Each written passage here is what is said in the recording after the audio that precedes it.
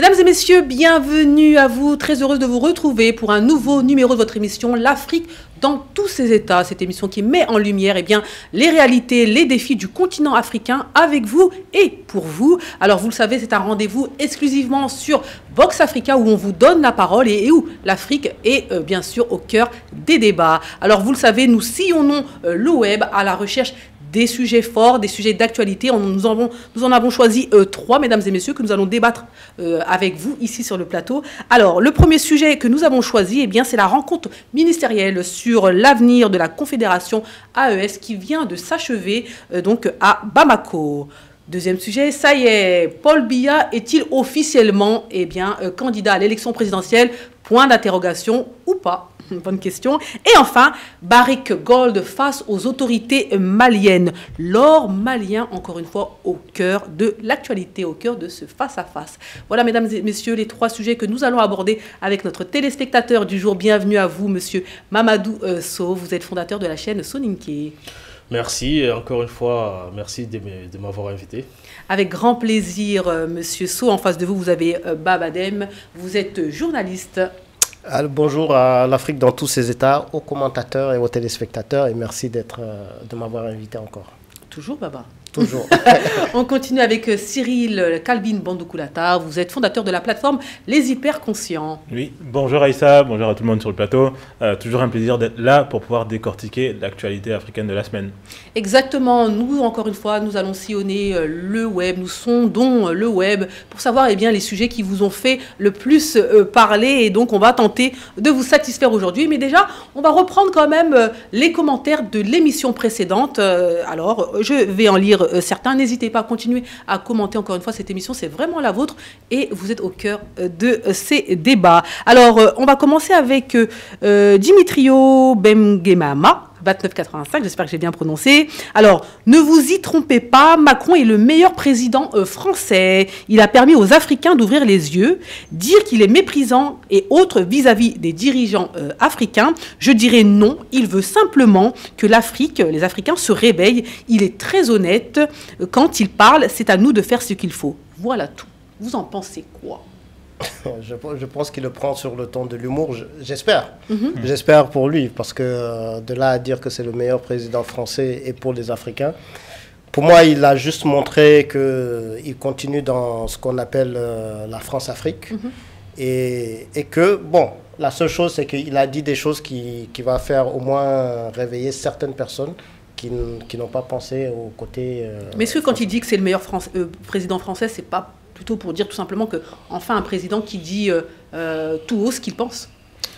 Mais je pense surtout c'est une manière de voir le verre à moitié vide. Le téléspectateur voit davantage le verre à moitié plein, dans le sens où c'est vraiment sous Macron, qu'on l'aime ou qu'on l'aime pas, qu'on a quand même pu assister à un certain nombre de présidents, donc notamment au niveau de l'AES, mais même au-delà, vraiment prendre leur destin entre les mains. Donc je pense que c'est plutôt une manière de voir le verre à moitié plein. D'accord, très bien. Vous en pensez quoi, monsieur Sow? Moi, je suis d'accord avec ce que vient de dire Cyril, parce que je pense que c'est un peu ce qu'on disait la dernière fois. Donc, il a un peu relâché la main sur les dirigeants africains. Il a même secoué le continent africain, à savoir, entre guillemets, avec ses propos, etc. Donc, effectivement, et aussi, il faut voir aussi la chose de l'autre côté, parce qu'il nous a laissé un peu prendre notre destin en main, et on en a profité. Effectivement, je pense que c'est un bon président pour les Africains, mais les Français ne vous diront pas peut-être la même chose. Je pense que... D'accord. Est-ce qu'il nous a laissé, c'est le bon terme qu'on peut utiliser, il nous a laissé prendre... Si, il nous a laissé, puisqu'on a connu d'autres présidents avant Macron qui, plus ou moins, étaient là pour asseoir leur légitimité. Est-ce que ce ne sont pas les présidents africains qui ont arraché, enfin qui ont tout simplement décidé de... Non, mais les deux sont liés, parce que vous avez d'une part les présidents africains qui, eux aussi, se laissaient faire, parce qu'ils étaient dans des magouilles, ils étaient dans des... Est-ce que ce n'est pas plutôt ça? Les deux sont liés, comme je dis. Il y a Macron, les anciens chefs d'État africains, on va parler peut-être de Nicolas Sarkozy, pour citer lui un exemple. Et ils étaient dans des deals avec des présidents, nos dirigeants.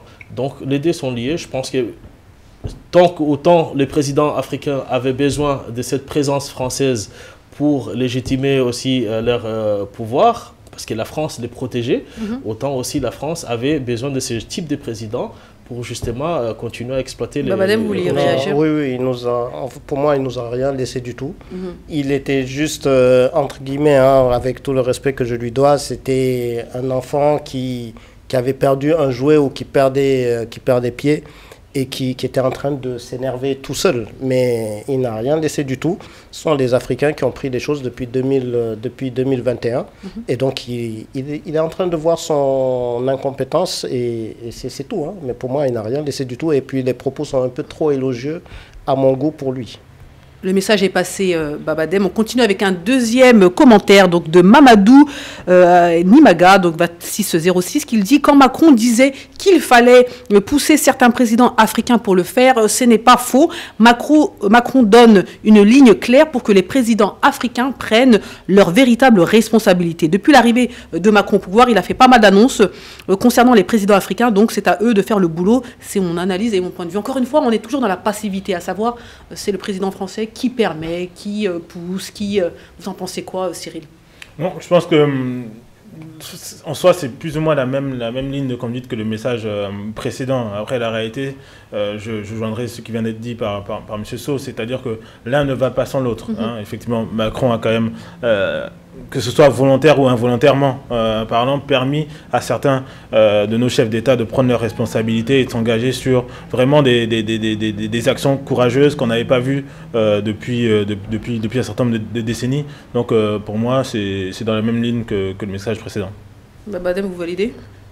Non, pas forcément, parce que, en fait, une fois en plus, il a généralisé. Il aurait pu dire qui il a poussé. En tout cas, il n'y avait que 4 bases. Hein. Sénégal, bon, Djibouti, on met ça de côté. Sénégal, Tchad, Côte d'Ivoire et Gabon. Vous éliminez le Sénégal, vous éliminez le Tchad, parce que je ne suis pas sûr qu'il les a poussés. Peut-être le Gabon? Le président, oui, peut-être le Gabon.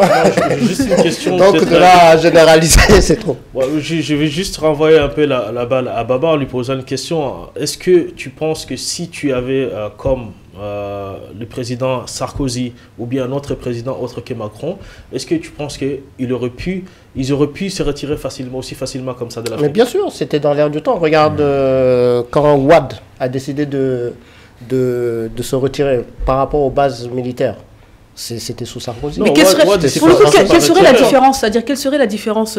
Pourquoi, si c'était Sarkozy ou autre qui avait eu le même comportement, ou pas, que Macron, pourquoi les Africains n'auraient pas eu le comportement qu'ils ont aujourd'hui, à savoir cette envie de souveraineté et ces actes de souveraineté? Parce qu'en fait, il faut juste lire ce qui s'est passé avec certains présidents comme Chirac et Sarkozy. Oui, mais est-ce qu'il y avait les bonnes personnes au bon endroit pour pouvoir éventuellement arracher, pas arracher, mais même pas, mais montrer finalement aux pays occidentaux que l'Afrique reprenait son destin en main? Non, mais quand vous avez eu dans un pays un dirigeant comme Thomas Sankara, que vous avez vu quand même qu'il a fini assassiné par les Occidentaux. Dans les années 60, oui, effectivement. Mais le temps est passé. Oui, mais c'était un peu la continuité. C'était une leçon qu'ils ont voulu donner aux Africains. Est-ce que ce n'est pas ces comportements, ces pensées-là qui font que finalement ça a tardé avant qu'il y ait des présidents qui osent faire, en pensant encore aux gens qui se sont fait effectivement, décapiter? Beaucoup d'entre eux, ils avaient peur. Ils avaient peur de pouvoir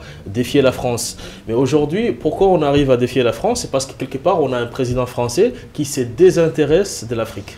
Vous pensez que pour vous, le président Macron se désintéresse du continent africain? Oui, effectivement. Et ça n'a pas commencé qu'avec Macron, ça a commencé avec le président Hollande, qui, petit à petit, a commencé à se retirer un peu des affaires qui souhaite réagir rapidement et qui a voulu la mort vraiment de la France-Afrique.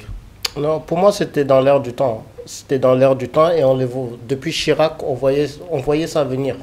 Donc pour moi, c'est pas forcément Macron. Ensuite, bon, Macron avait un ton un peu plus insolent que les autres, entre guillemets. Il a été moins diplomate que les autres, et ce qui a poussé ça pousse encore plus. Mais moi, le terme de désintérêt de la France vis-à-vis de l'Afrique, je m'inscris. Enfin, je suis pas nécessairement totalement d'accord avec ça. Je pense plutôt qu'on assiste à une reconfiguration des relations, d'autant plus que Macron a vraiment insisté sur le fait qu'il fallait peut-être davantage se focaliser sur l'Afrique anglophone que sur l'Afrique francophone. L'Afrique anglophone reste quand même l'Afrique. Donc voilà, c'est juste une reconfiguration des dynamiques qui se passe dans l'air du temps. On va continuer avec un autre commentaire donc, de Joséphine qui dit concernant Kémi. Kémi est panafricaniste, certes, mais il faut qu'il fasse ses classes en politique locale, en commençant par être maire ou député, par exemple, afin d'allier théorie idéologique et pratique de terrain. Donc on a aussi une réponse à cela. Donc il dit il n'a pas besoin d'être député pour gouverner le Bénin. Vous en pensez quoi? Pour le coup, je vous donne la parole à vous. Oui, j'aimerais dire à la personne qui a fait le commentaire de prendre exemple par rapport à Diomaye. Il n'a pas été maire, il n'a pas été député, donc ça n'empêche pas qu'il dirige un pays comme le Sénégal. Donc cela ne veut pas dire simplement qu'il faut faire des classes politiques pour être un bon dirigeant. On en a eu qui ont fait des classes politiques, on va en parler tout à l'heure peut-être avec le président Biya, mais qui aujourd'hui, le bilan est catastrophique. Donc ça ne veut rien dire pour moi. Ça ne veut rien dire pour vous. Baba. Non, moi je suis plutôt d'accord, c'est l'ancrage qu'il faut, un ancrage local, parce que une personne qui vient de l'extérieur comme ça, on va se dire, mais est-ce qu'il connaît vraiment le Bénin? Et son exemple est un peu, comparaison n'est pas raison comme on dit, et puis son exemple pour moi n'est pas le bon exemple, parce qu'on sait comment Diomaye est devenu président. Là, dans ce cas, il fallait voir plutôt, comment il s'appelle, par rapport à Sonko, et Sonko a fait ses classes. Député, maire, avant de devenir président. Donc moi, pour moi, l'ancrage local est très, très, très important. Très bien. Oui, non, effectivement, c'est pas. Et je m'inscrirai aussi en faux par rapport à ce que ce vient de dire, dans le sens où, ok, c'est pas nécessairement parce que tu n'as pas été élu maire ou quoi que ce soit que tu peux pas nécessairement aspirer à être président. Tout ce qu'on demande, c'est avoir un ancrage local à minima, c'est-à-dire s'inscrire dans une démarche politique au niveau national à minima. C'était le cas de Diomaye Faye. Alors que Kémi Séba est plutôt réputé pour se focaliser sur les enjeux africains au sens large. Donc voilà, il n'y a pas nécessairement ce focus propre au Bénin, contrairement à ce qu'un Diomaye Faye avait pu avoir par le passé. Ouais. J'aimerais quand même rebondir par rapport à ça. Bon, parce que quand on parle de l'ancrage, l'Afrique a les mêmes problèmes. Et Kémi Séba, c'est quelqu'un, je l'ai dit ici la dernière fois, c'est quelqu'un qui a beaucoup, s'est documenté beaucoup sur l'Afrique.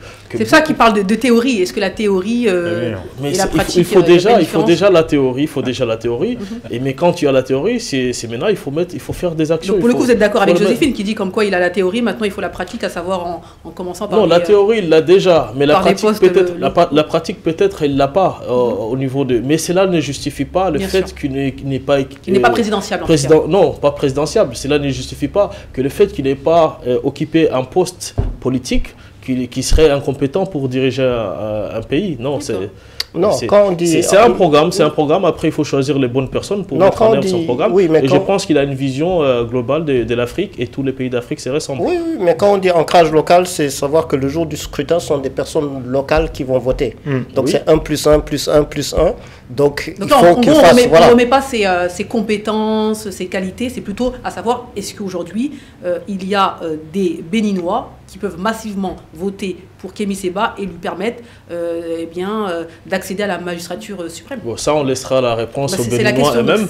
On laissera la réponse aux Béninois. Ça sera à eux de décider déjà qu'on lui donne la possibilité d'être candidat et qu'il puisse se présenter. Et puis les Béninois décideront. Et après, il a le temps. Il a le temps, c'est 2026, donc il a le temps de faire son parcours. De faire son parcours et quoi qu'il en soit, on reviendra ici pour en discuter. Mesdames et messieurs, rentrons dans le vif du sujet avec les 3 sujets que nous allons aborder aujourd'hui. On va commencer avec vous, Baba. Oui, la rencontre ministérielle des pays de l'Afrique de l'AES, des pays de l'AES, a eu lieu du 14 au 17 janvier dernier à Bamako. On regarde une vidéo, on revient et Baba nous en parle. Les experts de la Confédération des États du Sahel se retrouvent à Bamako. Il s'agit pour eux de réfléchir et de proposer des axes pour l'opérationnalisation des actions prioritaires dans l'espace AIS. Il s'agit de mettre l'accent sur 4 piliers fondamentaux. Notamment, il a parlé de la banque d'investissement, il a parlé de questions de l'énergie, il y a le pilier transport.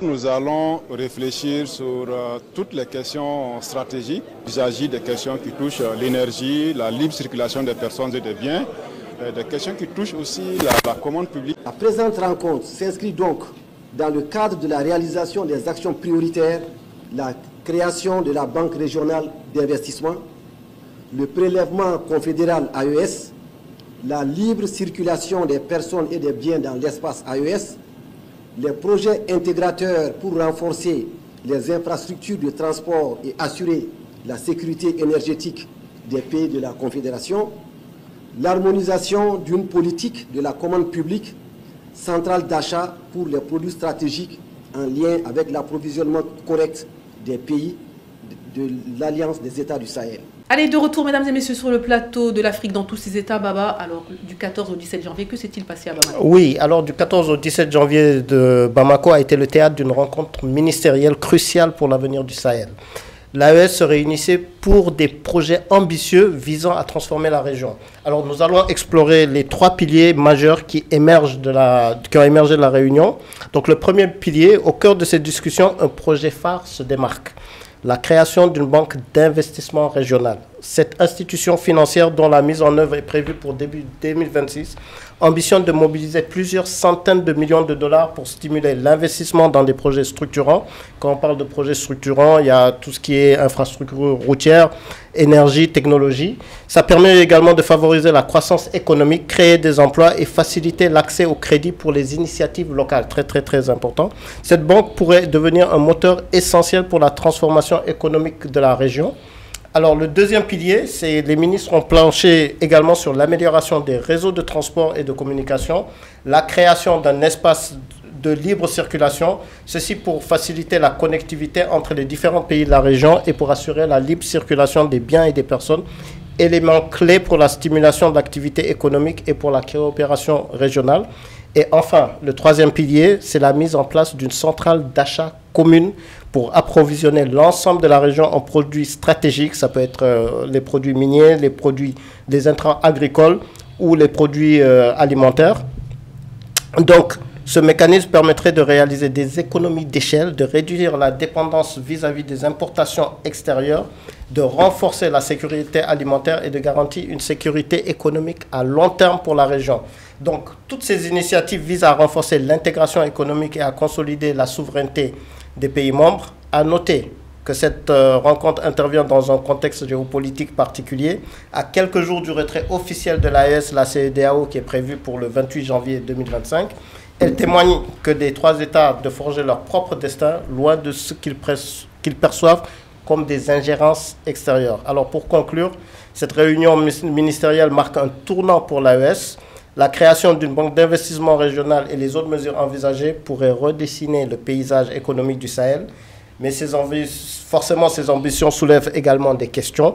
Quelles seront les conséquences, par exemple, de ce nouveau modèle d'intégration régionale sur les relations avec les pays voisins et la communauté internationale? Bref, il y a beaucoup de questions à se poser là-dessus. Merci beaucoup, Babadem. Alors moi, je vais commencer par dire 3 mots. Un espace, un peuple, un destin. En fait, c'est la devise de la Confédération de l'AES. Alors finalement, quand j'entends les thématiques qui ont été abordées, en tout cas les décisions qui ont été prises lors de cette réunion ministérielle, eh bien, on peut dire que cette devise résume bien ce que les pays de l'AES souhaitent co-créer, Baba? Absolument, et ça permet, c'est surtout le mot souveraineté que je mettrais dedans.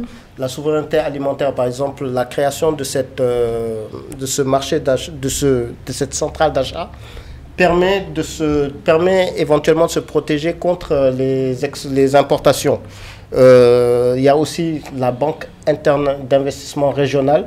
Ça permet aux initiatives locales de pouvoir être financées, mais au-delà de ça, on parle aussi des infrastructures routières, par exemple l'axe Dakar, le fameux projet ferroviaire de Dakar à Bamako fait partie effectivement de ces projets. Il y a également sur les intrants agricoles. Donc tout ceci, pour moi, permet effectivement enfin à faire des économies d'échelle, mais permet aussi d'avoir cette souveraineté et éventuellement même de ne plus dépendre de l'extérieur comme ça. Je vous repose la même question. Un espace, un peuple, un destin. Quand vous entendez ce qui a été débattu et surtout les décisions qui ont été prises lors de cette conférence ministérielle, est-ce que les pays de l'AES tendent vers cela? Oui, bon, sinon ils n'allaient pas faire cette rencontre. Je pense qu'ils vont tendre vers ce destin-là. Et moi, ce que je regrette, c'est que ces types d'initiatives, ces types de rencontres viennent après un an, quasiment après la mise en place de l'AES. Je pense que ces genres de choses devaient se mettre en place dès les 3-4 mois après que... Vous pensez qu'ils ont été trop longs avant de prendre des initiatives concrètes? Effectivement, ils ont été trop longs et l'AES s'est focalisée plus sur le côté sécurité militaire. Est-ce que ce n'est pas normal au vu de la situation? C'est normal, mais moi je pense comme disait Mao à l'époque, il faut marcher sur des pieds.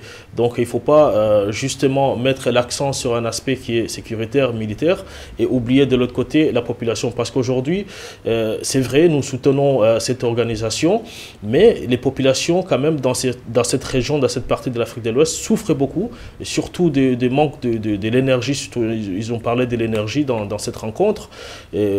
Vous avez le pays comme le Mali, où il y a aujourd'hui quasiment, ils ont 3-4 heures de délestage. Oui, c'est un problème qui est vraiment présent, et je pense qu'ils auraient dû commencer un peu aussi à y réfléchir depuis un moment. Baba, vous êtes d'accord quand il dit qu'ils ont pris trop de temps avant de rentrer dans le vif du sujet? Non, pas du tout, parce que pour moi, tout est méthodique, et si on regarde bien la communication de l'AES, forcément, l'AES a été créé pour la défense.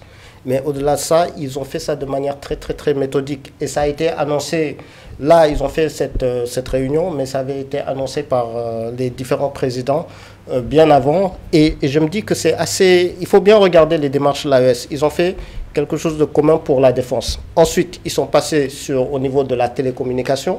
Ensuite, sur le côté douanier, la libre circulation. Et étape par étape, là, la banque d'investissement. Et je sens même, parce qu'il y en a, la plupart vont dire, mais ils n'ont qu'à aller créer leur propre monnaie.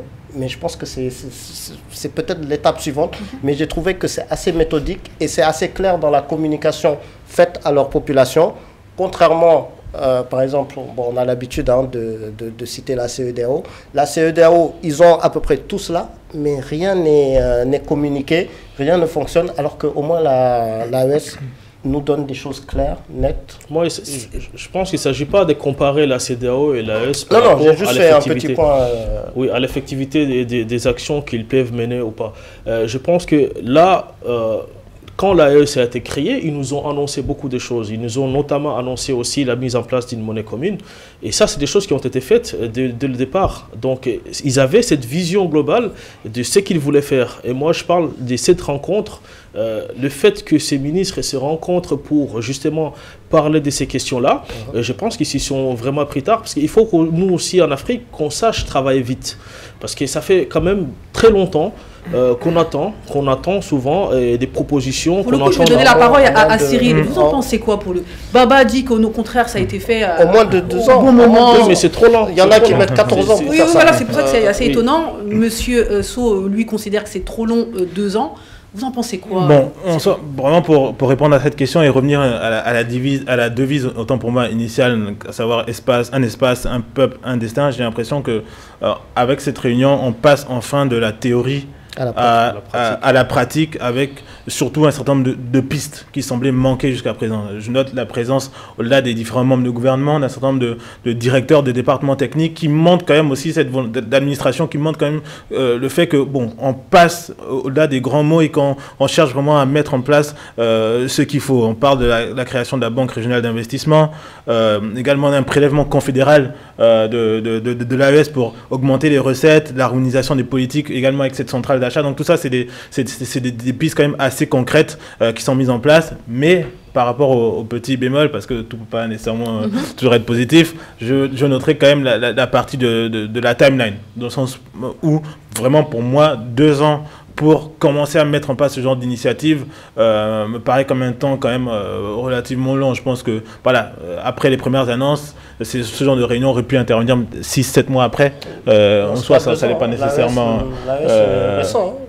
La création bon, oui, un an et demi, mais bon, voilà, après 5-6 mois, pour moi, j'aurais quand même souhaité que ces actions Est-ce que vous considérez comme ces 3 pays qui décident de travailler ensemble, est-ce que vous pensez que c'est aussi simple de se mettre ensemble et de trouver les bons chevaux de bataille, de trouver les bons projets à mettre en place? Est-ce que c'est pas, il faut peut-être pas laisser le temps au temps? effectivement, parce que c'est quand même trois pays qui se mettent ensemble avec des problématiques. Si on se place totalement dans cette logique, moi j'aurais même préféré qu'on mette en place déjà ce genre d'initiative avant même de procéder à la création de cette confédération. Parce qu'on soit... ça c'est si on doit vraiment suivre la logique de ce qui vient d'être dit. Après, donc, attention, il faut savoir que l'AES a été quand même créée effectivement en réaction à ce qui s'est passé concernant les problématiques terroristes du Sahel. Bien sûr. Donc c'est une réaction qui avait pour objectif d'abord militaire, etc. Et ensuite avant le reste. Le reste. Mais il faut savoir que ces pays-là faisaient partie de la CEDEAO, donc en fait, ils avaient déjà des connexions qui existaient. Donc non, je pense qu'ils n'ont pas été visionnaires sur le côté économique, sur le côté socio-économique. D'accord. En un an, parce qu'ils arrivent un an après avec cela, vous considérez qu'ils n'ont pas été visionnaires? Oui. C'est pas dur ce que vous dites? Non, il faut qu'on prenne aussi ce courage de dire les choses. Hein.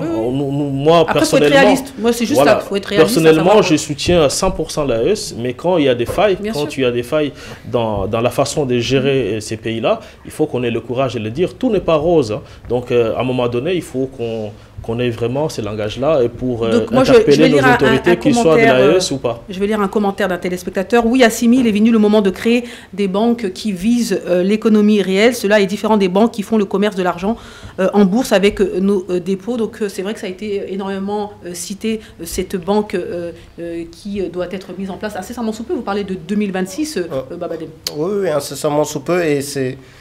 Encore une fois, il y a le mot souveraineté qui apparaît là-dessus. Hein. C'est permettre au moins d'avoir leur propre monnaie, leur propre investissement par rapport à leur propre projet. Donc, pour moi, il fallait le faire. Je mets juste une petite parenthèse par rapport à ce qu'il disait tout à l'heure. Quand il dit qu'il n'a pas été visionnaire, c'est comme si, après je peux me tromper, hein, c'est comme si on pense que c'est à la réunion du 14, en tout cas ce qui s'est passé récemment, qu'ils ont commencé à réfléchir. Or, le premier sommet des chefs de l'État de l'AES, on avait déjà parlé. Et ça date d'il y a 6 mois. Donc, pour moi, c'est juste des mises... C'est un processus tout à fait normal. Donc, de là vous pensez que les gens qui disent cela, qui disent qu'ils n'ont pas été assez vite, qu'ils n'ont pas été assez visionnaires, ce sont des gens qui ne connaissent pas et qui n'ont pas éventuellement suivi correctement l'avancée de l'AES? Oui, l'actualité. C'est-à-dire, on prend une partie et finalement... Oui, c'est ce que j'appelle la communication TikTok. C'est-à-dire, on prend un petit... et puis on analyse là-dessus, alors que c'est une continuité. On continue avec un autre commentaire. Les pays d'Afrique marche vers la souveraineté. Une banque de l'AES contribuera à se faire respecter en tant que configuration souveraine. La rencontre ministérielle de l'AES à Bamako qui se penche entre autres sur la création d'une banque d'investissement régionale. Vous pensez quoi de ce projet, monsieur Cyril Bondoukoulata? Non, je pense que ça va véritablement dans le bon sens. À partir du moment où ces trois pays vont pouvoir mutualiser un certain nombre de recettes, vont pouvoir également les réinvestir sur des projets beaucoup plus stratégiques pour le développement de la Confédération. Moi, je pense que a priori, ça paraît comme un prérequis et un préalable si on veut vraiment aller de l'avant et attirer aussi des investissements potentiellement extérieurs d'un certain nombre de partenaires. Donc moi, je pense que c'est plutôt à saluer pour le coup. Et est-ce que, M. Soho et M. ainsi que Babadem, est-ce que vous pensez que les dirigeants de l'AES prennent en compte finalement les sacrifices de leur peuple, les attentes, la patience de leur peuple, en mettant en place des actions très concrètes? Parce qu'on a l'impression que finalement tout ce qui a été décidé durant ce conseil, en tout cas la mise en place de ces différents projets, répondent assez directement et tangiblement aux attentes des populations de l'AES. C'est assez concret. Vous en pensez quoi? Pour le coup, c'est vrai que vous disiez que c'est très bien. Oui, vous êtes d'accord sur le fait que ce serait très bien, mais vous dites que ça arrive. J'applaudis, mais comme je le disais tantôt, donc notre problème à nous, c'est qu'on ne sait pas travailler vite. Et ça, l'AES, justement, quand ces chefs d'État prennent le pouvoir, ils prennent le pouvoir pourquoi? C'est pour changer le destin de ces populations-là. Donc ça, il ne faut pas l'oublier. Donc quand ils viennent au pouvoir, ce n'est pas forcément pour sécuriser les pays, c'est pour aussi changer le pays, pour aussi rendre le pays vivable et pour que les pays soient émergents. D'accord, et ça commence peut-être par la sécurisation, mais pas que. Oui, mais pas que. C'est pourquoi j'ai dit, il faut pas se dire on va travailler avec la main droite et de laisser la main gauche. Donc là, il faut, je pense que c'est une bonne initiative de mettre cette banque-là. Et ça ne sera que bénéfique, d'autant plus que c'est des pays qui sont aussi collés et qui ont des échanges qui existent depuis des siècles. Donc ça ne sera pas beaucoup trop compliqué pour eux de mettre en place des échanges de ce type. On insiste sur les autres points. On parle encore une fois, vous l'avez dit Baba, création d'un espace libre de circulation des biens et des personnes. Donc logique, création d'une centrale d'achat commune pour approvisionner l'AES en produits stratégiques. Oui, ça c'est aussi très stratégique de pouvoir acheter, en gros, de pouvoir acheter pour donc, ce nouveau territoire et faire des économies d'échelle, Baba. Et pour vous dire pourquoi ça rapproche par rapport au peuple, les produits stratégiques dont on parle là sur les centrales, je vais les citer, hein, c'est les produits miniers par exemple, l'or, le lithium et l'uranium. Il y a les denrées alimentaires, donc les produits locaux, les céréales locaux également qui sont ciblés par les produits stratégiques. Il y a les produits énergétiques, les produits technologiques et les intrants, ça c'est très important, les intrants agricoles. Donc au moins c'est ciblé. Et si je vais également sur la banque, la banque c'est pour des financements aussi ciblés par rapport aux populations. Ça concerne les infrastructures de transport, l'énergie, la technologie et l'agriculture. Au moins c'est assez ciblé sur les financements et sont les produits ou les secteurs qui sont directement liés aux populations. Donc c'est pour cela que pour moi c'est vraiment assez ciblé et ça fait penser au moins au financement des peuples. En tout cas, le peuple est au centre, de leur vision. Pour le coup, là, je pense qu'ils ont pris exemple sur... ils se sont appuyés quand même sur leur expérience de la CEDEAO. Vous l'avez dit, c'est important de voir ce qui a été fait et ce qui n'a pas fonctionné. Donc là, le parallèle est presque inévitable. Hein. La CEDEAO a 50 ans. Malheureusement, quand on parle de la CEDEAO, on parle d'une organisation plutôt des cols blancs, des chefs d'État, plutôt qu'une organisation pour le peuple. Donc là, finalement, l'AES regarde un petit peu ce qui se fait à la CEDEAO, se dit, maintenant, nous, on va se concentrer plutôt sur ce qui ne s'est pas fait dans la CEDEAO et en se focalisant sur ce que le peuple a besoin. Ça, encore une fois, vous êtes d'accord avec ça Oui, je suis parfaitement d'accord. Parce qu'il y a quelqu'un qui avait l'habitude de me dire souvent, on ne peut plus rien écrire en Afrique, puisque tout a déjà été écrit. Les programmes pour développer l'Afrique, écrits par des Africains, tout a déjà été écrit. Maintenant, c'est la mise en application, c'est la mise en œuvre des actions qu'il faut mettre en place. Et je pense que c'est pour cela que je dis qu'ils sont en retard, parce qu'ils n'ont plus besoin... d'inventer l'eau chaude. Voilà, c'est ça. L'eau est déjà chauffée, donc il faut juste mettre l'eau et puis mettre du café et commencer à faire boire au peuple, à faire profiter plus ou moins à ces populations. Donc, après, est-ce que la difficulté, c'est pas le fait que ce soit une confédération, ce soit 3 pays qui se mettent ensemble pour éventuellement travailler ensemble et comme je le disais, ces pays-là travaillent toujours ensemble depuis longtemps. Pas tant que ça. Il faut savoir qu'ils commercent très peu ensemble. Et ça, je pense que ça va être un défi qu'on sous-estime un petit peu ici sur le plateau. Et effectivement, c'est un très bon point et ça me permet aussi de répondre sur l'impact que ça aura concrètement sur les populations. Moi, je m'inscrirais davantage sur le postulat que l'impact va davantage se faire ressentir à moyen terme, n'est-ce pas, sur les populations. Parce que quand on regarde vraiment le compte rendu de cette réunion, on se rend compte que c'est véritablement la partie donc, financement et augmentation des recettes pour la Confédération qui a véritablement été au cœur, n'est-ce pas, des différentes conversations, et la partie sociale n'était pas nécessairement la première partie qui était valorisée, alors que je me dis que les populations attendent quand même des résultats concrets. Bon, ils ont quand même conscience du sacrifice, ils sont prêts à supporter encore, mais je pense quand même que la partie sociale, avec des mesures fortes, concrètes, aurait quand même également pu être avancée, sinon abordée durant ces échanges. Baba. Pour du court terme. Ouais. Oui, mais ça va venir. Je pense que là, c'était les ministres, les experts.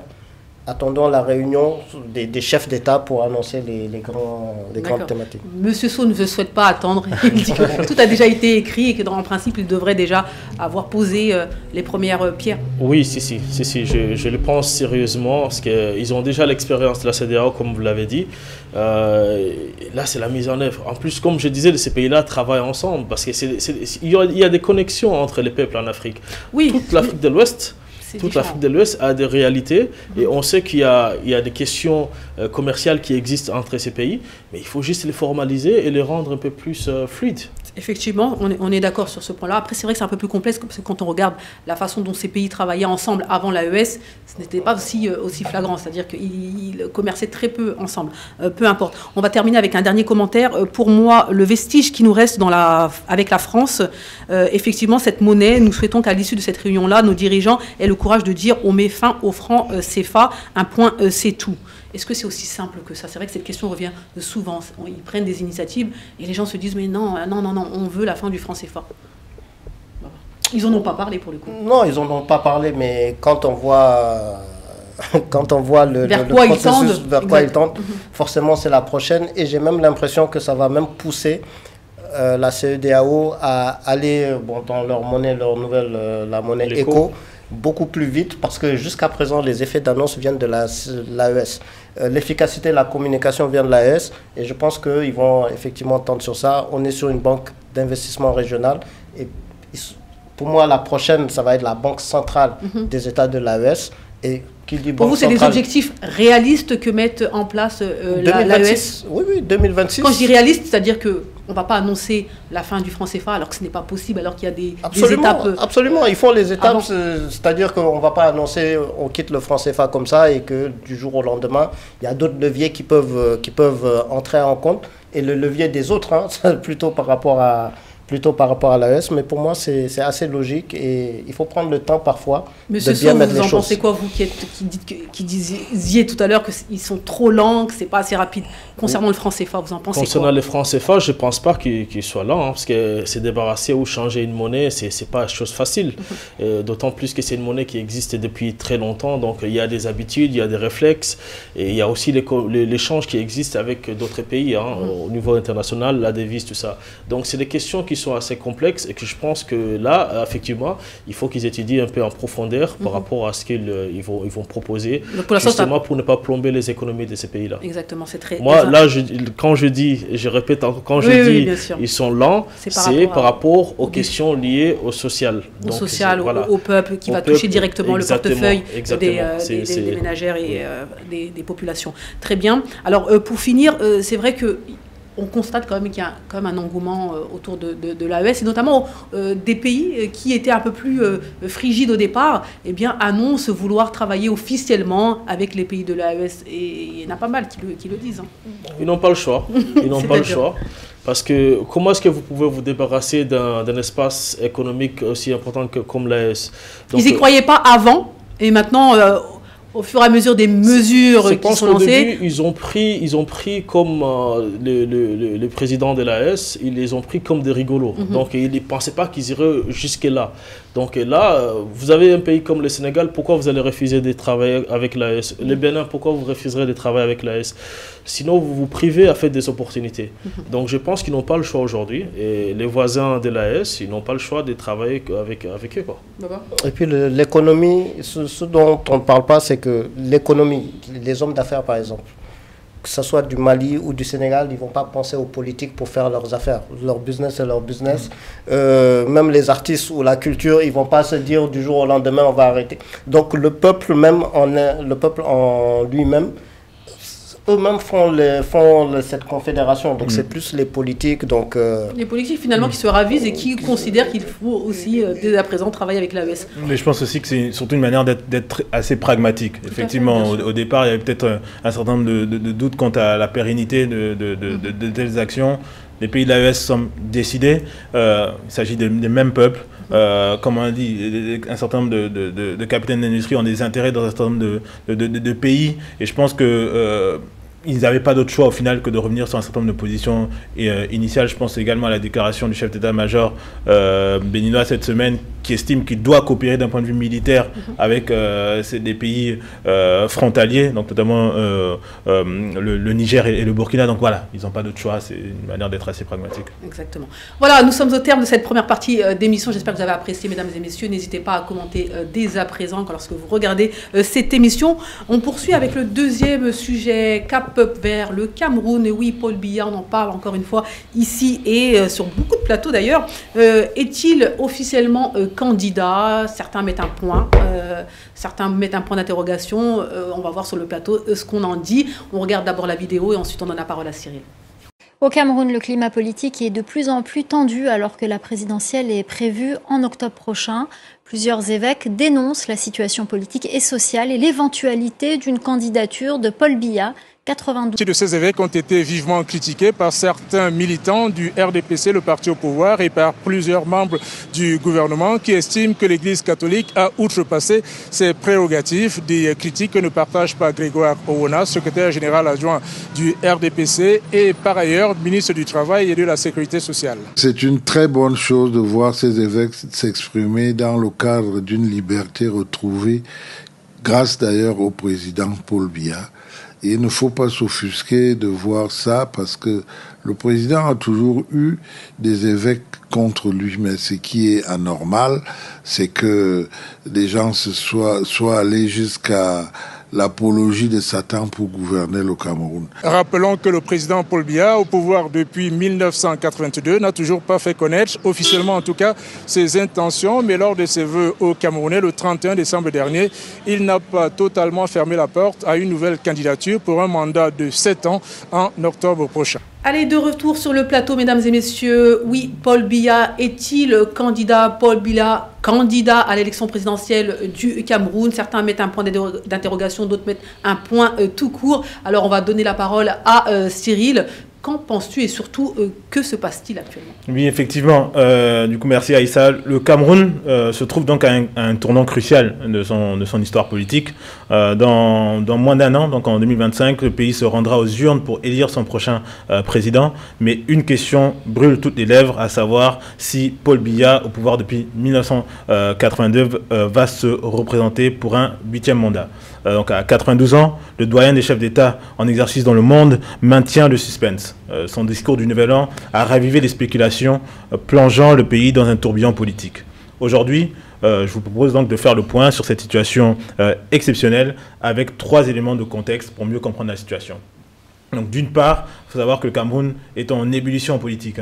Donc depuis le début de l'année, le Cameroun vit au rythme des rumeurs et des déclarations politiques, avec le discours du Nouvel An de Paul Biya, qui a donc mis le feu aux poudres en affirmant que sa détermination à servir demeure intacte. Le président a laissé entendre qu'il pourrait briguer un nouveau mandat. Cette déclaration a provoqué une onde de choc dans tout le pays. D'un côté, ses partisans y voient un signe de sa volonté de poursuivre son œuvre. De l'autre, ses opposants dénoncent un acharnement au pouvoir qui fragilise les institutions démocratiques. Les débats font rage dans les médias, sur les réseaux sociaux et dans les rues de Yaoundé et Douala. Dans un deuxième temps, on a également assisté ces derniers jours à une fronde des évêques catholiques, avec donc un fait marquant de ce début d'année, qui est donc la prise de position sans précédent de plusieurs évêques catholiques contre une nouvelle éventuelle candidature de Paul Biya lors de leurs homélies du Nouvel An. Des prélats ont vivement critiqué la gouvernance actuelle et appelé au changement. Ces déclarations relayées massivement sur les réseaux sociaux ont donc créé un véritable séisme politique. Dans un troisième temps, on a donc également une opposition qui tente au fur et à mesure de s'organiser. Face à cette situation, on a donc l'opposition qui cherche à présenter un front uni. Donc déjà, 8 candidats se sont officiellement déclarés pour l'élection de 2025. Parmi eux, Maurice Kamto, figure de proue de l'opposition, a été investi par son parti, le Mouvement pour la Renaissance du Cameroun. De nouvelles figures politiques émergent également sur la scène politique. On pense notamment à Emmanuel Franck Biya, le fils du président, qui est donc de plus en plus présent dans les médias et qui alimente également les rumeurs d'une possible succession dynastique. En conclusion, le Cameroun se trouve à la croisée des chemins. La potentielle candidature de Paul Biya cristallise les tensions et les espoirs d'un pays en quête de renouveau. L'intervention inédite des évêques catholiques dans le débat politique ajoute une dimension nouvelle à cette campagne qui s'annonce déjà historique. Merci beaucoup Cyril. Alors très intéressant ce point. Alors avant même de parler d'élections, d'enjeux politiques, la première question qu'on doit se poser quand même, c'est est-ce que Paul Biya va assez bien pour briguer ce nouveau mandat? Parce que finalement, on a tous vu la vidéo du 31 décembre. Donc au-delà des enjeux, encore une fois, politiques de la présidence, est-ce que ce monsieur est en capacité de gérer un énième mandat? Parce que finalement, beaucoup le disent, la vidéo du 31 décembre a presque fait peur, entre guillemets. Clairement non, il n'a plus l'âge pour diriger une institution, il n'a plus... Je ne comprends pas cet acharnement, cette envie de vouloir rester au pouvoir. Pourquoi M. Biya ne va pas tout simplement se reposer tranquillement? On lui fera... on lui rendra hommage en tout cas, pour ce qu'il n'a pas pu faire surtout. Mais moi, je ne comprends pas. Je n'arrive pas à concevoir cela. Quand un homme de plus de 80 ans qui veut se maintenir au pouvoir et qui maintient le suspense en disant oui, potentiellement, écoutez, je suis encore en forme, donc je pourrais potentiellement être votre futur président. C'est une honte pour l'humanité, j'ai envie de dire. Et je pense que les Camerounais doivent se réveiller et doivent mettre la pression, comme ça a été fait dans d'autres pays, pour justement arracher les pouvoirs à ce système-là. Merci. Donc, on va prendre un commentaire d'un téléspectateur.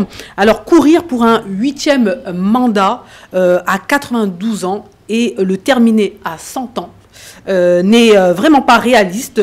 Les grands philosophes Platon et Aristote manqueraient de sagacité pour défendre un tel projet. Baba.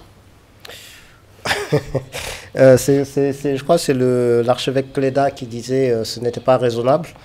Après, pour moi, c'est le fait que la première chose qu'on regarde souvent dans les mandats, c'est la légalité. Là, on dit 8e mandat, mais la Constitution permet de faire un 8e mandat et surtout n'a pas de limite d'âge. Donc, à la limite, je veux dire, au niveau légal, il n'y a aucun problème. La seule chose qui va me déranger par rapport, et puis au rythme dont il est président, depuis depuis la dernière décennie, souvent, on disait, il est où Paul Biya? Il ne fait plus de conseil de ministre depuis 2019, d'ailleurs. Et donc, souvent, il y a des rumeurs qui l'amènent au niveau de la Suisse, je pense, pour se faire soigner. Et je pense que à son rythme, le meilleur endroit pour être bien soigné, c'est d'être président. Au moins, il a toutes les attentions à ce niveau-là.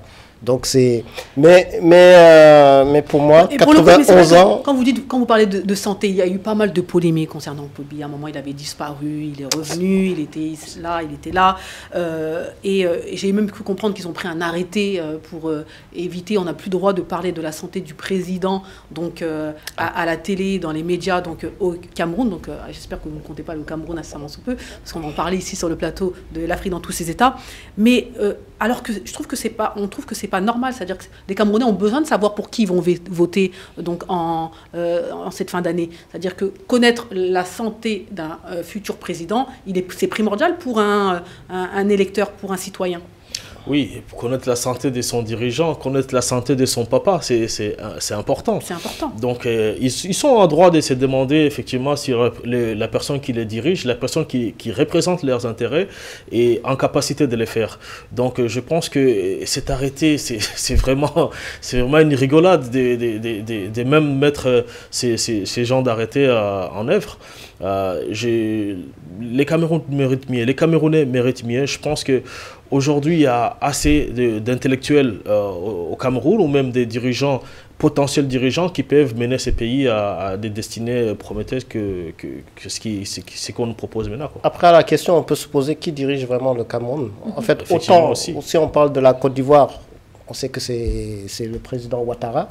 Mais le Cameroun, est-ce que c'est pas l'entourage aussi qui est derrière ça? Pourquoi le présenter à 91 ans, en sachant qu'à la fin, c'est 7 ans le mandat. Donc à 100 ans, il aura terminé, en sachant qu'être président aussi, ça demande beaucoup d'énergie et tout ça. Un président, notamment du continent africain, avec de nombreux défis, comme on peut le constater, avec une population qui est demandeuse. Et là, c'est vrai que les évêques ont pointé du doigt les difficultés qu'ont les citoyens camerounais. Donc il y a de nombreux défis qui attendent encore le président. Est-ce qu'aujourd'hui, on peut considérer que M. Paul Biya, à 92 ans, peut être sur tous les fronts et finalement répondre aux attentes de la jeunesse? Parce qu'il faut être aussi en accord avec la jeunesse, en accord avec les défis. Vous en pensez quoi, Cyril? Bon, moi, je pense qu'à partir du moment où il n'y a pas nécessairement de limite constitutionnelle, comme ce que Baba vient de dire, il est le seul à même de pouvoir potentiellement décider si oui ou non il serait bon pour lui de pouvoir se présenter. Moi, je note également en parallèle de cette absence de limite constitutionnelle qu'il y a quand même aussi un certain nombre d'arguments, n'est-ce pas, en faveur d'une candidature potentielle, sans nécessairement me placer pour ou contre, hein. Mais c'est juste que là, par exemple, on a déjà remarqué qu'au niveau du parti, donc du RDPC, on commence déjà à avoir une base militante qui l'encourage plus ou moins à déjà plus ou moins se présenter d'un point de vue depuis longtemps effectivement. Donc il y a quand même une base militante fidèle qui est là et qui sera plus ou moins toujours là pour lui, hein, jusqu'au dernier jour, semble-t-il. Et puis d'un point de vue de la continuité politique, je pense qu'il y a quand même aussi une frange de la population qui préfère continuer avec ce à quoi il est déjà habitué, plutôt que de prendre le risque. Encore une fois, il y a toujours cette dimension un petit peu de risque, ou bien même de peur de l'après, n'est-ce pas, qui fait en sorte que il y a quand même aussi une frange de la population qui préfère partir vers ceux qui connaissent, effectivement.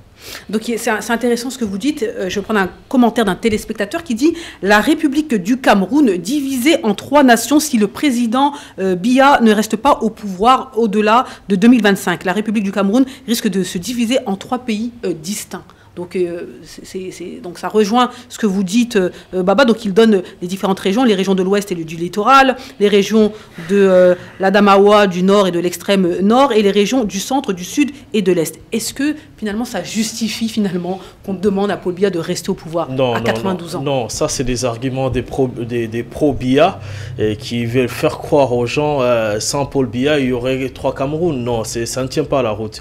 Je pense que le Cameroun n'existait pas ou n'a pas été créé pour Paul Biya. Le Cameroun se portera bien, il sera toujours uni, solidaire, avec ou sans Paul Biya. Donc aujourd'hui, nous dire c'est grâce à Paul Biya qu'il y a une certaine stabilité politique, non, politique, je ne vais même pas dire politique, mais sécuritaire, parce qu'il y a forcément des problèmes partie anglophone. Je pense que c'est faire une erreur, parce que il y a des Camerounais, il y a beaucoup de Camerounais qui peuvent diriger ces pays. Et pour le coup, c'est un bon point, Monsieur Sow. Je vais reprendre. Alors, on va répéter quand même les mots du président Biya. Je puis vous assurer que ma détermination à vous servir demeure intacte et se renforce au quotidien face à l'ampleur des défis auxquels nous sommes confrontés. Est-ce que cela veut forcément dire que le président Paul Biya se prépare aux élections, se prépare lui-même aux élections présidentielles? Il pourrait parler au nom de son parti, il pourrait parler au nom d'un autre candidat. Est-ce que peut-être qu'on prépare quelqu'un, parce qu'on se demande, après autant de mois de suspense, de sous-entendus, pourquoi il ne déclare pas officiellement qu'il va être candidat? Alors, peut-être prépare-t-il un autre candidat éventuellement? Déclarer qu'il va être candidat, je pense que Paul Biya ne dirige plus le Cameroun, hein, comme le laissait entendre Baba. Je pense qu'il y a un entourage qui est autour de lui, qui essaie de le maintenir et de le présenter comme un candidat. Mais ça ne profite à eux, ça ne profite qu'à ces systèmes-là. Pour vous pensez vraiment que Paul Biya va se présenter, qu'il ne prépare pas éventuellement quelqu'un, et ce qui fait qu'aujourd'hui il ne peut pas annoncer ou non sa candidature? Vous en pensez quoi? Moi je pense que plusieurs options sont sur la table. Il y a effectivement un certain nombre de personnes potentielles qui semblent également avoir de l'expérience dans son propre camp. Donc je n'ai pas nécessairement une boule de cristal par rapport à ça, mais je pense aussi que le fait de ne pas nécessairement dans ce discours vouloir tout de suite s'avancer encore de manière un peu plus explicite sur une candidature potentielle, c'est aussi une manière de se focaliser sur les nombreux défis que le Cameroun et les Camerounais connaissent au quotidien, même jusqu'à présent. Donc ça divertirait juste l'attention sur quelque chose qui est plutôt à moyen terme, alors que, voilà, on l'a dit, il y a quand même une crise anglophone qui est là, qui perdure. Il y a quand même également des bribes de terrorisme, donc notamment au nord du pays, à la frontière avec le Nigeria. Donc voilà, il y a quand même assez de défis. On parle également d'une économie fragilisée et de la fragmentation politique et sociale. Donc voilà, le Cameroun en soi... On a besoin quoi? D'un président fort, d'un président présent, d'un président qui prenne en main le destin du Cameroun? Il y a un certain nombre de défis. Je vais lire un commentaire. Le Cameroun a besoin d'une nouvelle génération de gouvernants, d'une réelle alternance politique. Construire des stades de foot pendant que le peuple manque d'eau potable, eh bien c'est diabolique. Vous en pensez quoi, Baba? Non, je suis d'accord. Je suis totalement d'accord avec ça, mais le souci est que le Cameroun, c'est quand même un pays imprévisible, en fait.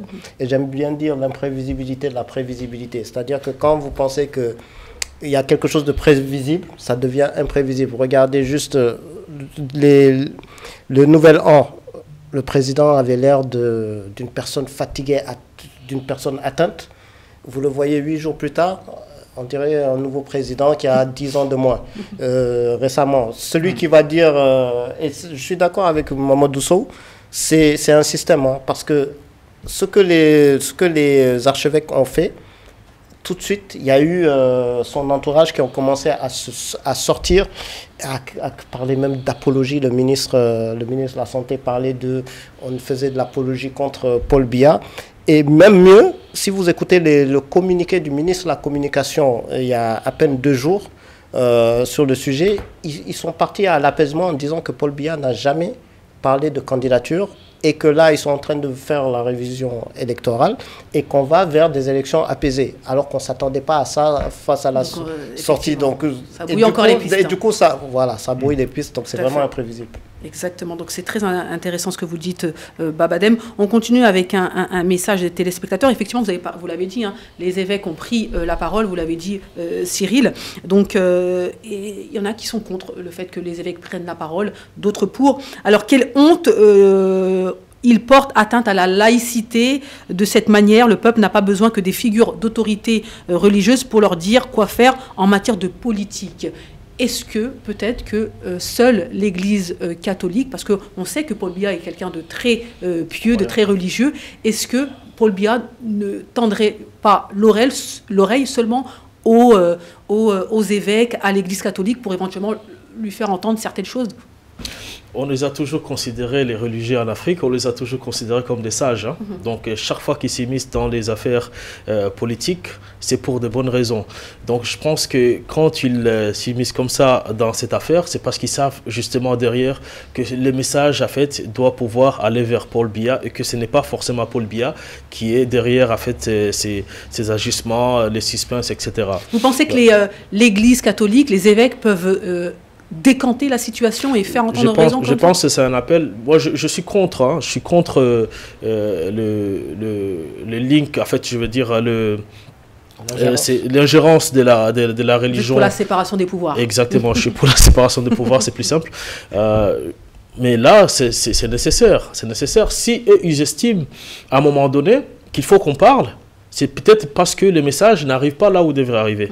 Donc, il y a peut-être un blocage quelque part. Et j'ai l'impression que même la classe politique qui veut dialoguer peut-être avec le pouvoir n'a pas cette possibilité d'aller vers le président de la République et lui faire entendre raison. Et je pense, moi, au fond, je pense même que Paul Biya n'a peut-être pas envie de se présenter. Et qu'il y a tout un système derrière qui le pousse à le faire. Beaucoup sont d'accord avec vous, monsieur Sow. Alors, il y a même un évêque qui a dit clairement, hein, c'est-à-dire qu'il préfère avoir un diable à la tête du Cameroun que Paul Biya, encore une fois. Donc, blasphème. Effectivement, donc, beaucoup en ont parlé, donc ça va très très loin. Il y a un message, je suis musulman, soutenons nos évêques. Donc, beaucoup de gens sont derrière l'Église catholique qui pourrait prendre éventuellement la parole face à Paul Biya. Donc on va continuer avec un autre commentaire.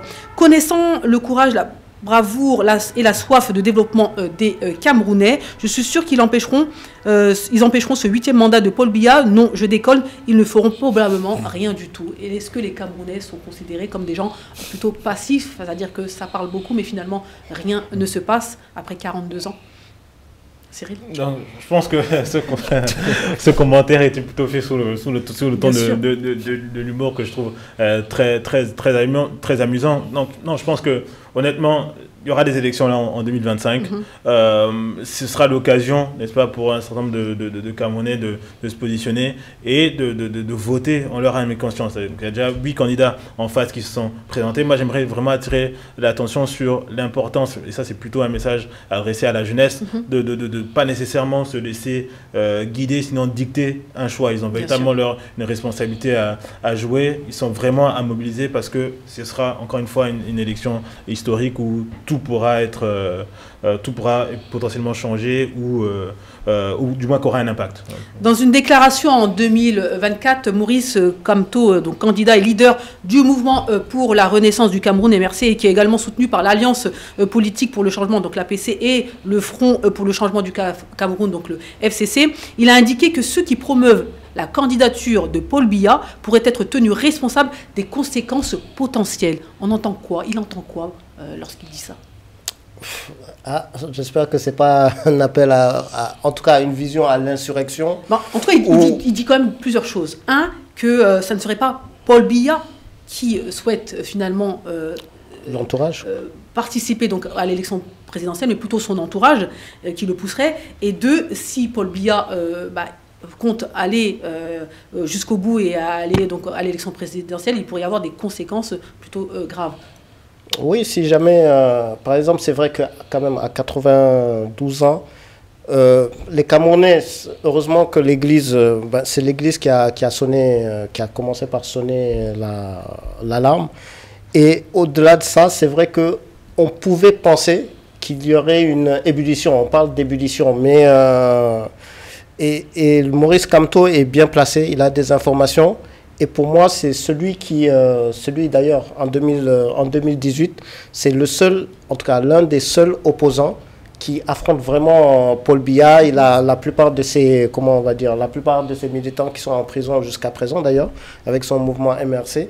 Et quand il le dit, je pense qu'il sait de quoi il parle et il a bien peur que ça puisse aboutir à des... D'ailleurs, le propos de l'évêque Cléda, c'était une transition pacifique. Ce que j'avais jamais... Alors qu'on va à des élections, il parle d'une transition pacifique. Donc, en gros, on peut quand même avoir peur de ce qui pourrait se passer si Paul Biya décide de se présenter et gagne cette élection présidentielle éventuellement. Oui, on peut avoir peur, mais pour revenir juste à ce que vous avez dit, est-ce que les Camerounais sont passifs par rapport à ça? Je ne pense pas qu'ils soient passifs par rapport à ça, mais il faut aussi savoir qu'est-ce qui est arrivé avant, à chaque fois quand les Camerounais ont voulu s'opposer à Paul Biya. Donc ils ont ça en mémoire, je pense que ça les freine un peu. À un moment donné, ça va exploser, ça explosera forcément si les systèmes, on ne le souhaite pas, mais si les systèmes s'entêtent à vouloir continuer dans cette voie, je pense qu'ils vont pousser à l'inarrêtable justement de la population. D'autant plus que on a des régions qui sont vraiment détachées un tout petit peu du contrôle plus ou moins du gouvernement. Et ça pourrait conduire malheureusement à une guerre civile qui peut durer pendant longtemps, parce que même des sécessions comme on a eu au Soudan. On ne le souhaite pas. C'est pour cela peut-être que les évêques ont décidé de prendre la parole. Exactement, parce que si ils veulent maintenir cette candidature, s'ils veulent aller dans cette voie, et forcément on va se retrouver dans ce type de... Merci beaucoup, Monsieur Son. On va terminer avec le troisième sujet, mesdames et messieurs. Et oui, destination maintenant, le Mali. Exploitation minière au Mali, Barrick Gold face aux autorités maliennes. On regarde la vidéo et puis on revient avec Cyril. Le gouvernement malien a saisi des tonnes d'or de la société minière canadienne Barrick. Cette décision porte sur les revenus dus à Bamako par cette dernière. L'or saisi est issu d'une mine située près de Caille, dans l'ouest du pays, et est évalué à 180 millions de dollars. La saisie fait suite à une lettre d'avertissement adressée à la société au début du mois par la justice malienne et porterait sur 3 tonnes.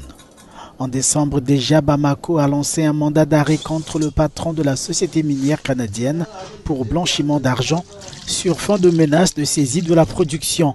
Pour tenter de trouver une issue à l'affaire, la société avait proposé de payer 370 millions de dollars. Le Mali est l'un des principaux producteurs d'or en Afrique. De retour sur le plateau, mesdames et messieurs, on parle du Mali avec Cyril, on vous écoute.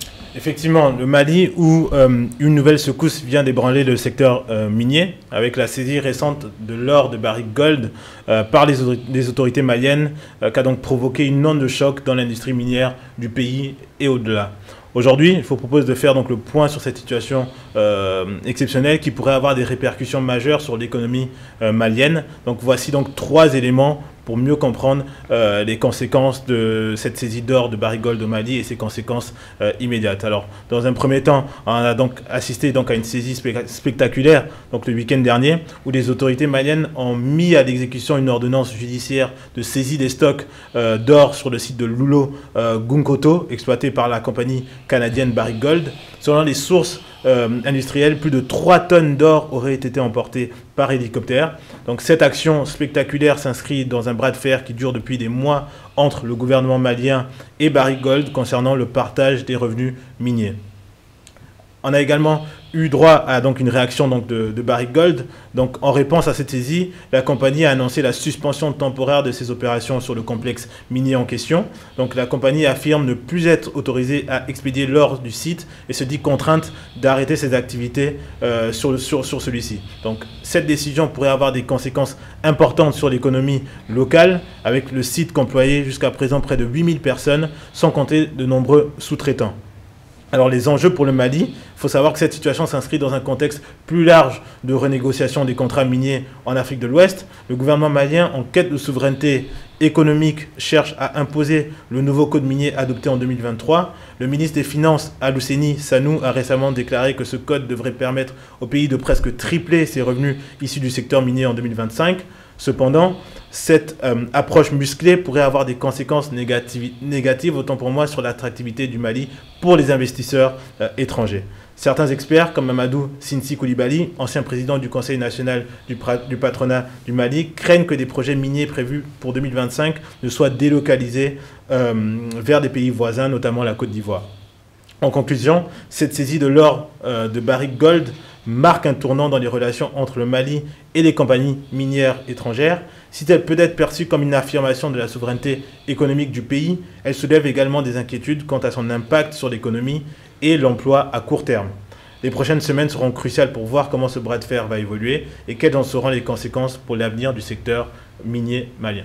Merci beaucoup Cyril. On va commencer tout de suite avec un commentaire d'un téléspectateur parce que c'est un sujet très brûlant actuellement. Alors vraiment, comment un pays étranger peut venir chez nous en Afrique, voler des tonnes d'or et partir investir chez eux, et quand nous les Africains nous allons chez eux, ils nous traitent comme des animaux, or que colon maudit vit aux dépens des ressources africaines. Alors, je vais vous donner la parole. Que pensez-vous de cette situation entre Barrick Gold et les autorités maliennes? Peut-être une petite réaction. Bon, bien sûr. Colon maudit, bon, je pense que il est allé très fort.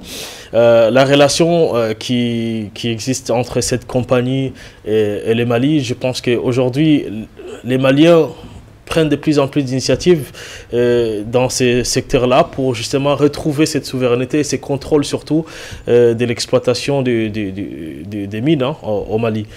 Moi, je renvoie un peu, imaginer la chose différemment. Est-ce que vous pensez qu'une compagnie malienne peut aller exploiter le pétrole du Canada et pour autant ne pas se soumettre à la réglementation canadienne? C'est impensable. On ne peut pas faire ça dans un pays. Donc un pays souverain comme le Mali a droit d'imposer, a droit de taper sur la table quand il faut pour dire mais écoutez maintenant, les G c'est plus comme ça se passe comme ça, vous travaillez comme ça et vous nous donnez ça. Parce que exploiter ces mines-là, certes, ils ont parlé ici des emplois, parce qu'ils nous mettent souvent l'argument des emplois, oui, ça va tuer les villages, etc. Nos villages meurent depuis longtemps. On ne voit rien du tout de ces ressources-là. Sinon, on serait riche. Bien sûr. Sinon, on serait riche. Donc, pour finir, juste pour finir ça, donc aujourd'hui, il est important, il est capital, je dirais même, que les pays africains puissent retrouver en fait la main, puissent reprendre la main plus ou moins de cette exploitation qui est anarchique aujourd'hui en Afrique. Effectivement, vous l'aviez dit au début, monsieur Cyril, comme quoi le 29 août 2023, un nouveau code minier donc, au Mali a été mis en place et a introduit des réformes significatives visant à renforcer la souveraineté économique du pays, et notamment l'une des plus importantes, à savoir participation obligatoire. L'État détient maintenant automatiquement 10% des projets miniers avec une option pour acquérir 20% supplémentaires dans les 2 premières années de production. Une part de 5% est réservée aux investisseurs locaux, augmentant la participation malienne à 35% alors qu'elle était de 20% jusqu'à maintenant. Ensuite, il y a les réformes fiscales et financières, c'est important de le dire, les redevances adaptées, à savoir que les taux de redevances minières sont ajustés selon les types de minerais et leur valorisation. Donc c'est ça qui fait que ça change. Aujourd'hui, il y a quelques jours, il y a une annonce qui a été faite de la part donc, des autorités maliennes disant que d'ici mars 2025, les revenus miniers atteindraient plus d'1 milliard de dollars. Donc c'est énorme. Et effectivement, et je pense qu'au moment où ce nouveau code minier a été adopté, c'était vraiment ça, la volonté, accroître les recettes liées à toutes ces richesses extractives. Il faut aussi dire que en amont un petit peu de l'adoption de ce nouveau code minier, il y avait un audit qui avait été établi qui estimait le manque à gagner à entre 300 et 600 milliards de francs CFA pour l'État malien par an. Hein, donc c'est aussi quand même de ce principe-là qu'on a donc un nouveau code minier qui a donc été adopté pour être bénéfique, pour être plus bénéfique, autant pour moi pour le Mali. Concernant Barrick Gold, il faut aussi quand même pouvoir préciser que un certain nombre d'autres entreprises étrangères ont fini par accepter aussi ce code minier, là où Barrick Gold jusqu'à présent se montrait plus ou moins tâtonnant par rapport à ce nouveau code minier. C'est une bonne question de ça. Et je vais même enchaîner dessus. Que devrait faire Barrick Gold, à savoir aller devant les tribunaux, parce qu'il peut aller devant les tribunaux internationaux et demander réparation. Ils ont déjà demandé un arbitrage international. Exactement. Ou plutôt, tout simplement, aller voir les autorités et de dire, OK, on s'assoit, voilà le code, et bien on va respecter la législation locale. Mais ils ont intérêt à le faire. Ce qui est pire pour Barrick Gold, c'est qu'ils ont reconnu qu'ils devaient 180 millions de dollars. Et encore, là, ils reconnaissent 180 millions de dollars, mais ça devrait être beaucoup plus que cela. Et à partir du moment où ils reconnaissent, ça veut dire qu'ils n'ont pas respecté. Moi, je suis tout à fait d'accord avec le gouvernement malien. Et ils devraient aller plus loin. Ils devraient aller sur la nationalisation, le temps de revoir tous les contrats, que ce soit minier ou tous les autres contrats, avec ces pays-là, c'est des multinationales, d'autant plus que eux, au départ, ils devaient payer, je pense qu'ils avaient trouvé un accord d'échelonnement de paiement, mais à un moment donné, l'État lui a dit non, il faut que vous payiez, sinon... Bien sûr. Vous l'avez dit tout à l'heure, Barrick Gold a arrêté l'exploitation des mines, donc ça veut dire que la plupart des travailleurs, donc on parle de plus de 8000 travailleurs maliens, sont au chômage partiel ou en tout cas n'ont plus d'activité. Donc effectivement, localement, ça va avoir un impact quand même, il faut le dire, c'est 8000 personnes, c'est 8000 familles qui profitaient de ça. Que doit dire l'État malien donc à ces familles-là qui s'inquiètent forcément, et c'est légitime de s'inquiéter. Oui. Que doivent-ils leur dire? C'est pour la bonne cause, rassurez-vous, ça va aller après, soyez patients. Non, l'État malien veut tout simplement améliorer les conditions de vie de ces 8000 familles. Hein. C'est ça l'objectif de l'État malien. Je pense qu'aujourd'hui, on nous balance souvent ces genres de propos. Oui, si on part... Il y a la même question au Sénégal. Hein. Il y a d'ailleurs il y a un syndicat des employés de l'armée française qui s'indigne du départ de la France. Ils sont instrumentalisés pour justement dire oui, s'ils partent, on n'aura pas d'emploi. Bon, ils n'ont qu'à partir. On va prendre la mine, on la donnera à une autre compagnie, c'est tout. Autre commentaire d'un téléspectateur, bravo au Mali, c'est une décision très juste de la part du gouvernement malien. Bien sûr, le bras de fer doit être mené avec justice, équité et respect. Ces qualités sont bien connues chez les Maliens, donc pas de souci, force au Mali. Donc il y a un point quand même qui est très important, à savoir ce problème doit être mené avec justice, équité et respect. Parce que tu l'as mentionné tout à l'heure, Cyril, en disant que ça peut dissuader d'autres investisseurs, d'autres personnes à venir sur les territoires maliens, à exploiter les mines, en tout cas à faire du business sur le continent africain et notamment surtout au Mali. Donc c'est important que ce soit fait avec justice. Et c'est pour ça que les autorités maliennes sont très transparentes en disant voilà ce qui s'est passé. Il y a eu quand même, ça fait plusieurs mois qu'on les a contactés, qu'on a tenté de leur dire qu'il y avait un problème, etc. Et ils sont transparents dans les actions. Effectivement, et je pense que par rapport à ça, il faut quand même pouvoir réinsister sur le fait que cette saisine n'est que la conséquence, ou sinon la dernière étape en date à un long processus. C'est-à-dire même avant l'adoption du code minier, il y avait déjà un certain nombre d'annonces qui étaient faites pour préparer un petit peu ces compagnies étrangères qui exploitaient ces richesses au Mali, que voilà ce qui allait être fait à partir de 2023 pour 2024 et 2025. Donc voilà, il y avait déjà un certain nombre de négociations, il y avait déjà une reconnaissance de dette qui malheureusement n'a aucunement été respectée. Face à ça, on peut peut-être trouver à redire sur la forme, mais dans le fond, je pense que l'intention du Mali est de vraiment défendre ses intérêts. D'accord. Donc un point important, effectivement, tout à l'heure vous parliez de nationalisation éventuellement de mines, pardon, c'est Baba qui parlait de tout ça. Maintenant, après avoir récupéré tout ça, il faut avoir les bonnes personnes aux beaux endroits pour pouvoir exploiter au maximum les mines. Et ce qui est important aussi, c'est... on récolte de l'argent, le Mali, les autorités, le gouvernement malien, l'État malien récolte beaucoup d'argent grâce à l'exploitation minière.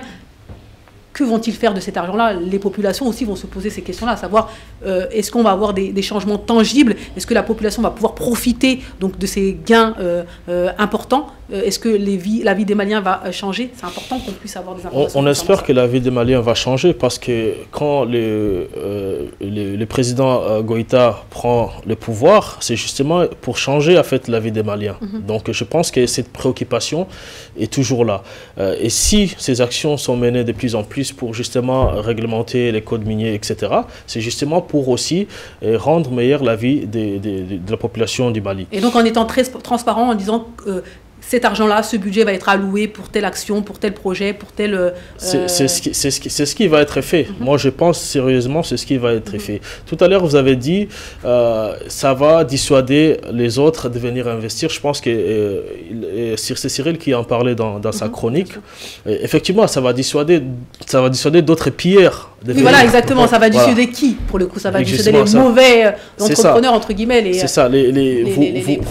Vous prenez la mine, vous l'offrez aux Japonais, aux Chinois, ils seront ravis. Quoi qu'il en soit, il y aura toujours quelqu'un qui va vouloir venir exploiter des mines au Mali. Donc ça, c'est une forme de menace qui sont en train de... Oui, il y a 8000 personnes qui vont se retrouver au chômage, il y a 8000 familles qui ne vont pas manger. D'accord, partez, nous on donnera la mine aux Chinois, aux Sud-Africains, aux autres. Et c'est pas 8000 personnes, ou aux Indiens, ou aux Maliens surtout. J'aurais dû commencer par là, aux Maliens surtout. Et ce ne sera pas 8000 personnes qui vont se retrouver au chômage, mais plutôt 20 000 personnes qui vont en profiter de ces mines-là. Merci beaucoup. On va terminer sur ce point-là, monsieur Mamadou Sow. Alors voilà, mesdames et messieurs, nous sommes au terme de cette émission. N'hésitez pas encore une fois à commenter. On revient la semaine prochaine avec vos commentaires et puis avec 3 nouveaux sujets. Merci beaucoup à vous, Mamadou Sow. Merci à vous, Cyril, ainsi que Baba. Rendez-vous la semaine prochaine pour un nouveau numéro de notre émission, l'Afrique dans tous ses états. Bye bye.